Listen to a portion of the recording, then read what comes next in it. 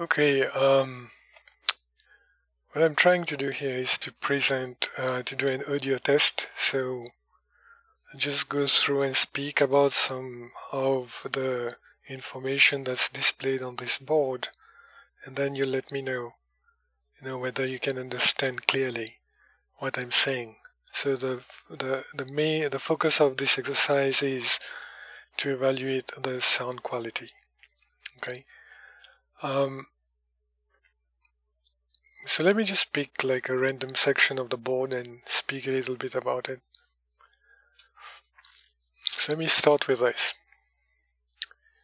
Alright, so economy of motion is a central aspect of our design. What do we mean by economy of motion? It's perhaps to contrast with other approaches where you would, for example, track the hand of a user as they are doing something.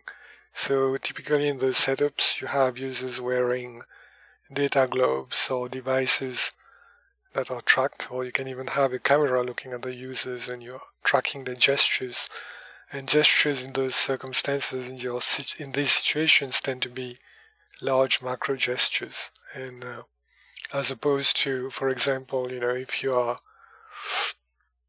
interacting with, let us say, an interface, a touch-sensitive interface, you might actually need to just click on various buttons, etc. Because either you are not able to have all these large gestures, or it actually leads to fatigue when you're moving and holding virtual objects in order to get things done. So it's a bit like the 1-inch punch that was well known in martial arts decades ago. So there was this punch that was supposed to be a small distance punch just to get the job done. Okay, so that's just an anecdote here. All right. What's that? So when we design VR applications, we are mainly interested let's put it more precisely. One of our major goals is to increase user productivity. Okay, so if a job can be done better through small mouse movements or through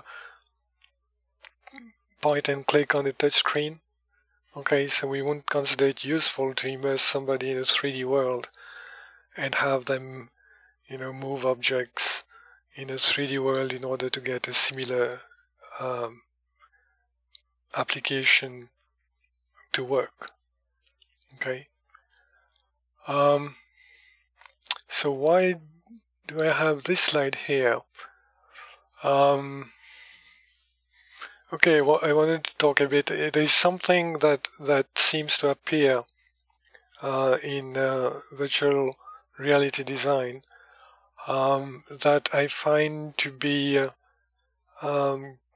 similar to the concept of analysis paralysis. It's like when you actually spend time analyzing something too much and too deeply, you actually end up in a situation where you don't reach any conclusion and you are not able to act.